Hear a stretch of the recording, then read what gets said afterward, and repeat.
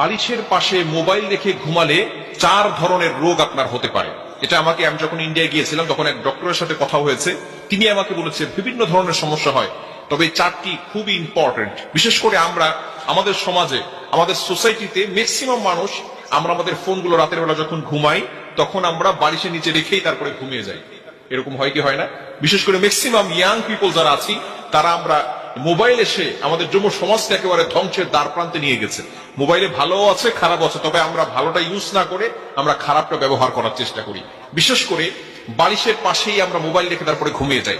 আবার কিছু কিছু মানুষের ঘরে এমন ভাবে সেটিং করা আছে, একেবারে ঘরের পাশে খাটের পাশেই তার চার্জারের জন্য ব্যবস্থা করা আছে। মোবাইল চার্জে দিয়ে সেখানেই বালিশের পাশে মোবাইল রেখে চার্জে দিয়ে সে সেখানে ঘুমিয়ে পড়তেছে, যার কারণে বিভিন্ন ধরনের রোগ হওয়ার সম্ভাবনা আছে।